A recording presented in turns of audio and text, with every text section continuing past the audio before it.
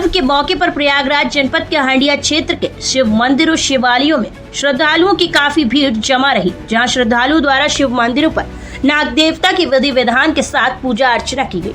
साथ ही साथ श्रद्धालुओं द्वारा नाग देवता को दूध भी चढ़ाया गया। मंदिरों एवं शिवालयों में काफी संख्या में श्रद्धालुओं की भीड़ लगी रही। हर कोई अपनी बारी का इंतजार करते नजर आए। बता दें कि नाग पंचमी हिंदुओं का एक प्रमुख त्योहार है। हिंदू पंचांग के अनुसार नाग पंचमी का पर्व सावन मास के शुक्ल पक्ष की पंचमी तिथि के रूप में मनाया जाता है। इस दिन नाग देवता या सर्प की पूजा की जाती है। यह त्योहार मुख्य रूप से नाग देवताओं को समर्पित है। नाग पंचमी का सबसे बड़ा महत्व इसलिए भी माना जाता है कि इस दिन नाग देवता की पूजा करने से कुंडली में मौजूद काल सर्प दोष के प्रभाव समाप्त हो जाते हैं। साथ ही घर में सुख शांति एवं समृद्धि आती है। इस मौके पर पौराणिक स्थल लाक्षागृह में स्थित अर्चना सेवा आश्रम की अध्यक्ष साध्वी अर्चना जी महाराज ने सभी श्रद्धालुओं को नाग पंचमी पर्व की बधाई देते हुए कहा कि पौराणिक मान्यताओं के अनुसार नागों को पाताल लोक का देवता माना जाता है और यह सभी नागों का निवास स्थान है। इस दिन नागों की पूजा करने से काल सर्प दोष और सर्प भय दूर होता है। दूसरी ओर वृंदावन से पधारी साध्वी भगवती प्रिया जी ने सावन मास में चल रहे कांवड़ यात्रा को लेकर कांवड़िया शिव भक्तों को बधाई देते हुए कहा कि श्रावण मास भोलेनाथ को अति प्रिय रहा है।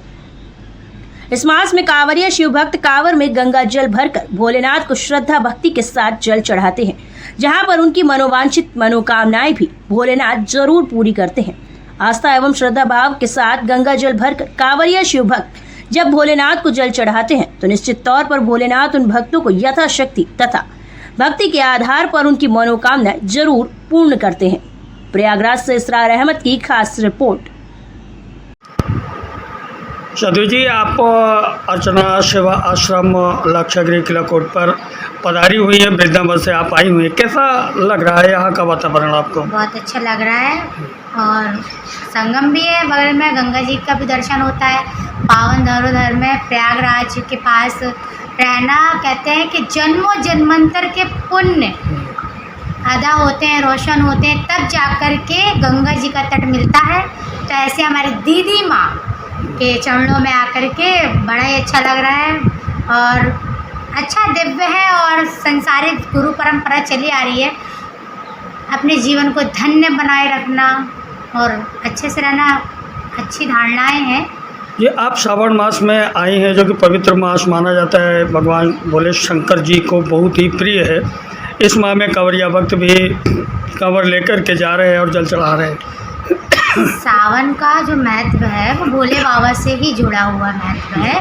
सावन सोमवार में जो भोला होता है, जो कावड़ लेकर के गंगा जी का जल, नर्मदा जी का जल इत्यादि संगम से जल लेकर के काशी विश्वनाथ की ओर जाते हैं, कोई महाकाल की नगरी जाता है और जो भोला होता है उसे भोला बोलते हैं, जो कावड़ लेकर के जाता है और बढ़िया शिवलिंग पर जल चढ़ाते हैं, अपने जीवन को धन्य बनाते हैं और जो महादेव से मांगते हैं वो सब कुछ देते हैं, क्योंकि देवों के देव जो महादेव है, भक्त तो है ही भोले, भोले बाबा उनसे भी ज़्यादा भोले हैं। जो भी मांगो प्रभु देते हैं और सबसे सरल स्वाभाविक सरलता है उनके अंदर।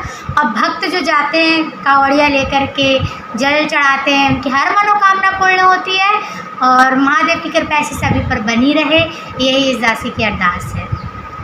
महाराज जी, आज नागपंचमी का पर्व बड़ी श्रद्धा और धूमधाम के साथ पूरा देश मना रहा है, तो इसको क्यों मनाते हैं, क्या कहेंगे? सर्वप्रथम सभी भक्तों को, सभी देशवासियों को नाग पंचमी की बहुत बहुत बधाई।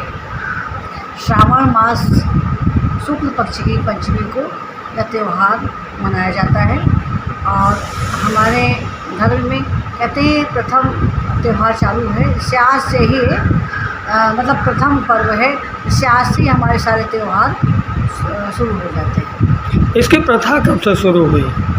इसकी प्रथा कहते हैं महाभारत में भी है कि जिस समय जन्मेजय यज्ञ कर रहे थे सर्पों का, तो उस समय एक ब्राह्मण वहाँ पे उपस्थित हुए और फिर यज्ञ वहाँ जब समाप्त हुआ, कहते हैं उसी दिन से पंचमी का पर्व मनाया जा रहा है।